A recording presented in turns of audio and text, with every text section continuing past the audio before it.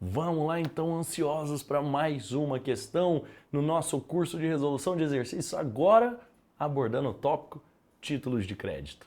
Então, como não podia deixar de ser, coraçãozinho tá aí batendo forte, pensando como amo o direito cambial, como eu quero entender tudo isso sobre aval, etc, etc.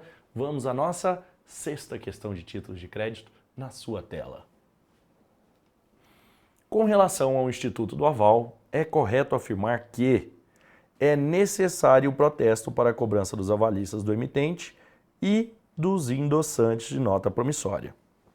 Um detalhe nessa letra A, sempre que ela avisa o é necessário, a regra é que, de fato, para você poder executar emitente, endossante, é necessário o protesto. Nós vimos que uma exceção a essa regra é o cheque. Inclusive, resolvemos uma questão nesse sentido, que dizia que era necessário o protesto, e a questão estava incorreta. Mas no caso, quando você diz que é necessário o protesto para a cobrança do emitente dos endossantes, nós temos que lembrar que existe aí a possibilidade de uma cláusula sem despesas. A partir do momento que você tem uma cláusula sem despesas, você pode protestar mesmo, você pode executar mesmo que não tenha sido protestado. Então esse é necessário, foi que matou a nossa questão. O avalista, quando executado, pode exigir que o credor execute primeiro o avalizado. O nome disso é benefício de ordem. E o benefício de ordem só existe nas obrigações subsidiárias. E nesse caso a obrigação é solidária, não é subsidiária. Então não existe benefício de ordem. Aqui não há benefício de ordem. Letra C. O aval pode ser lançado em documento separado do título de crédito. Opa, e cadê o nosso princípio da literalidade? Não pode não. Se o aval for lançado em separado do título de crédito, não será aval, será considerado fiança. Isso descumpre com os nossos princípios. E letra D. A obrigação do avalista se mantém mesmo no caso de obrigação que ele garantiu ser nula, exceto se essa nulidade foi decorrente de vício de forma. Está aí a nossa questão correta, gabarito letra D. Só vamos lembrar de um detalhe, eu expliquei isso para vocês lá no intensivo. Quando a gente fala de obrigação solidária de avalista, além de solidária, ela é uma obrigação autônoma. Então vamos parar de confundir aval com fiança. Quando a gente fala em fiança, ela é uma obrigação acessória. Quando a gente fala em aval, é uma obrigação autônoma. Então, na fiança, por ser acessória, se houver vícios na obrigação principal, esses vícios também atingem a fiança. No aval, como ela é uma obrigação autônoma, como o aval é uma obrigação autônoma, os vícios só atingem se forem vícios formais, ou seja, se os vícios estiverem no próprio título, um erro de preenchimento, por exemplo. Caso contrário, os vícios que atinjam o devedor original não atingem o seu avalista, porque o aval é uma obrigação autônoma.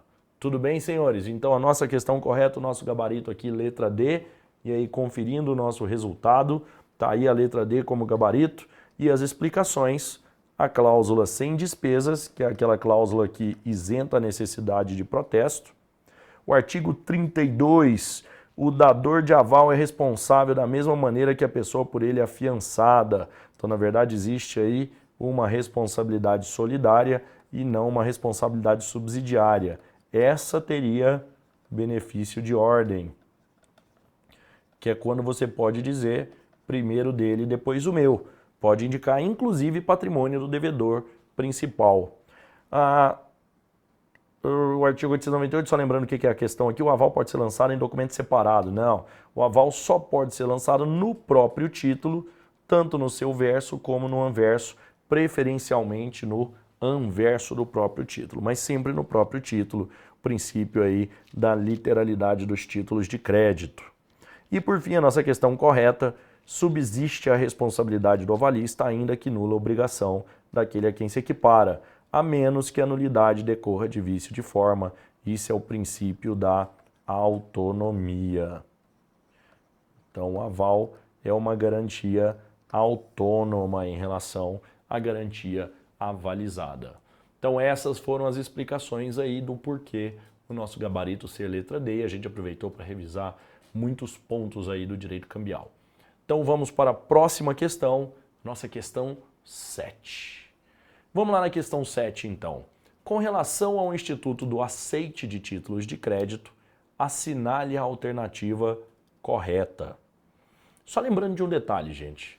Não confundam o aceite da letra de câmbio com a duplicata. Eu já falei disso várias vezes, vou continuar repetindo esse assunto. Por quê? O aceite da letra de câmbio faz com que o aceitante vire o devedor final. Enquanto ele não aceita, ele não é devedor final. O aceite da duplicata, não. Na duplicata, ele já é devedor final. O aceite só faz com que ele concorde com os termos, ele declara a exatidão do que está ali na duplicata.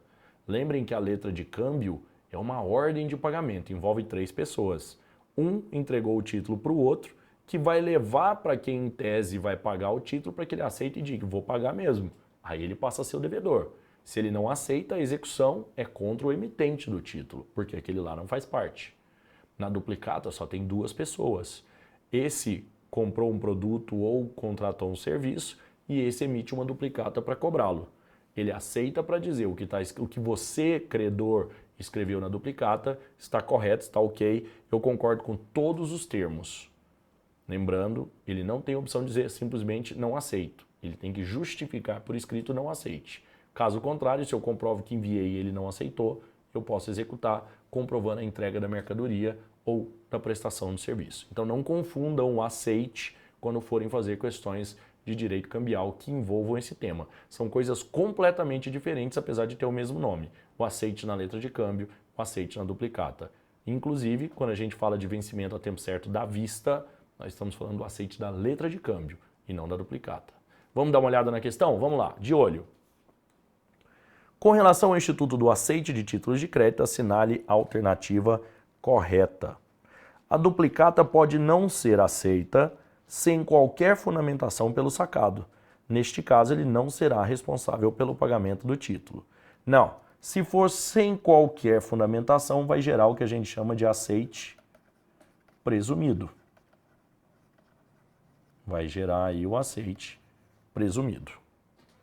Então, ela tem que ser justificada e ele passa, sim, neste caso do aceite presumido, a ser responsável pelo pagamento do título.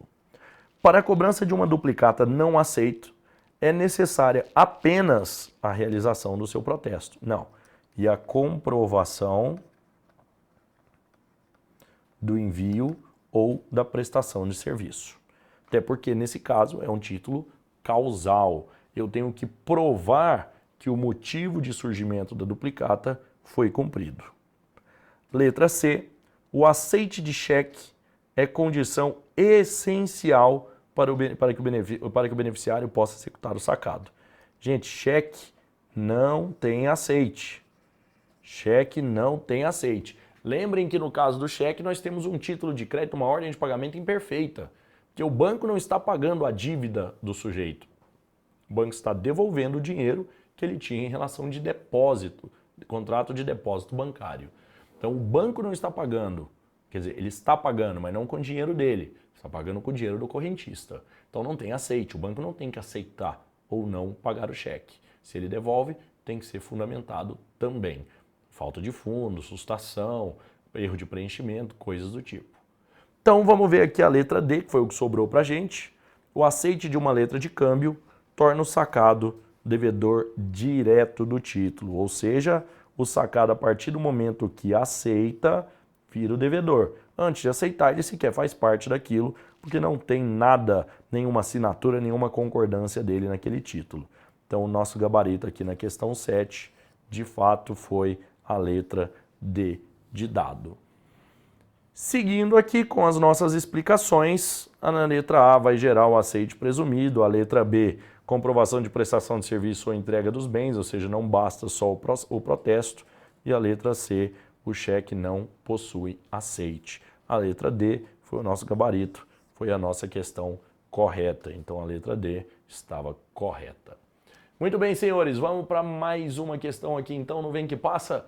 Vamos, nós não estamos fazendo nada mesmo, vamos lá, quantas questões forem necessárias. Senta a bunda na cadeira aí e vamos fazer mais uma. Questão 8 para vocês. Em relação ao direito cambiário, vamos lá na regra geral agora. É correto afirmar que, letra A, esses são aquelas questões que envolvem todos os temas. O aceite no cheque é dado pelo banco ou instituição financeira a ele equivalente, devendo ser firmado no verso do título. Gente, não existe aceite no cheque. Não tem aceite no cheque. Morreu aí o item. Letra B. A duplicata, quando de prestação de serviços, pode ser emitida com vencimento a tempo certo da vista. Aí você fala assim, poxa, a tempo certo da vista, só contar prazo depois do aceite? Não, que eu saiba, a duplicata não pode ter vencimento a tempo certo da vista. Mas por que será que a questão colocou quando eu for de prestação de serviço? Professor, eu fiquei em muita dúvida disso porque eu não me lembro de ter lido isso em lugar nenhum. Até porque, de novo, são regras de lei específica, mais raro, coisa que a gente não vê todo dia. O que você faz numa situação dessa? Você fala, deixa separado que eu vou por exclusão. Então vamos lá? Vamos dar uma lidinha na letra C. O protesto é necessário para garantir o direito de regresso contra os endossantes e avalistas do aceitante de uma letra de câmbio. Olha, o protesto é necessário para garantir o direito de regresso contra os endossantes e avalistas do aceitante. Eu só fiquei em dúvida de um detalhe, professor. Isso é direito de regresso contra os avalistas do aceitante? Então vamos, nós estamos em dúvida agora entre a letra B e a letra C. Eu já vou explicar para vocês. O aval dado em uma nota promissória pode ser parcial, ainda que sucessivo. Gente, aí é que vem o grande detalhe da história. O Código Civil diz, aval parcial é nulo. Só que a gente esquece de um detalhe. Quando a gente fala de letra de câmbio, nota promissória, cheque, duplicata, a gente está sempre envolvido em legislações específicas, eles têm lei própria. Então, por mais que o Código Civil diga para a gente que o aval parcial é nulo, a lei das cambiais vai dizer para a gente que o aval parcial é possível, que o aval parcial é permitido. Então, um negócio que vocês não podem esquecer, quando a gente fala em aval parcial, ele é possível na letra de câmbio, na nota promissória e no cheque. Na duplicata, não, porque não existe previsão de aval parcial na Lei 5.474. Tá certo? Então vamos voltar aqui na nossa questão, na letra D. O aval dado em uma nota promissória pode ser parcial, ainda que sucessivo. Não tem limitação pelo fato do aval ser sucessivo, de ter multiplicidade. Então pode, a nossa letra D é a correta, o que exclui a letra B e C. A duplicata não pode ser emitida a tempo certo da vista. Nós já comentamos isso em slides anteriores. E o protesto é necessário para garantir o direito de regresso contra os endossantes? Sim. Contra o avalista do aceitante? Não. De uma letra de câmbio. Tudo bem, senhores? Ficou mais ou menos entendido aqui nessa história? Então vamos seguindo aqui as nossas explicações. Vamos lá.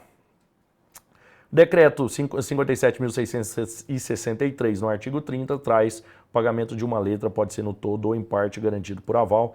Na verdade, aqui está errado, né? Porque essa explicação seria a explicação da letra D, que é o nosso gabarito. A duplicata só pode ter vencimento à data certa ou à vista, não pode ter a tempo certo da vista, que também já havíamos comentado. Não é necessário para o aceitante e, consequentemente, para os seus avalistas, o protesto, que foi exatamente o que nós falamos no slide anterior. E o cheque não admite aceite, considerando não escrita qualquer declaração com esse sentido. Nós já explicamos isso, acho que em 2 exercícios anteriores, né, falando que o cheque não prevê aceite. Não existe aceite no cheque. Tudo bem, gente? Então, vamos ver o que mais que temos aqui. Questão 9. Em relação aos títulos de crédito, é correto afirmar que, presente na letra de câmbio, a cláusula não há ordem impede a circulação do crédito. Novamente, a cláusula não há ordem impede o endosso. mas a circulação ainda pode se dar por cessão de crédito, a cessão civil. Então, na verdade, ele não impede a circulação, ele impede o endosso. Insuficientes os fundos disponíveis, o portador de um cheque pode requerer a responsabilidade cambiária do banco sacado pelo seu não pagamento. O banco nunca participa da obrigação do cheque, a não ser que ele seja o próprio emitente, no caso do cheque bancário, aquilo que a gente costuma chamar de cheque administrativo. Mas nesse caso ele tem mera relação de depósito. Então ele tem uma relação de depósito bancário. Ele não pode sequer ser acionado porque não é parte. Ele não é parte. E a letra C, firmado em branco, o aval na nota promissória é entendido como dado em favor do sacador. Gente, nós estamos falando de nota promissória. Se nós estamos falando de nota promissória, o sacador é o emitente e devedor final dessa obrigação. Então, se eu firmo em branco o aval, se eu não identifiquei quem é que eu estou avalizando, significa que eu estou avalizando o último na fila, ou seja, o primeiro que vai ser acionado, o mais gravemente acionado. O sacador, aquele que em direito de regresso tem que arcar com a responsabilidade de todo mundo. Então, neste caso, essa firmada em branco, o aval é entendido como dado em favor do sacador, é a nossa questão correta, a questão C. E a questão letra D, a alternativa letra D, não aceita a duplicata, o protesto do título é providência suficiente para o ajuizamento da ação de execução contra o sacado. Não, ainda tem que haver a comprovação de entrega da mercadoria comprada ou de prestação de serviço, ou da prestação de serviço. Então, não é suficiente o mero protesto. E aí, a resposta, obviamente, da forma que a gente já havia dito, impede a circulação é o erro, a responsabilidade cambiária do banco e não é providência suficiente. Senhores, tudo bem até aqui? Estamos tranquilos com relação aos títulos de crédito? Então, encerramos mais um bloco, que vocês já viram aí, já receberam o spoiler dos próximos episódios. Nós vamos iniciar um novo tópico, nós vamos começar a falar de falência e recuperação de empresas. Aguardo vocês daqui a pouco. Fui!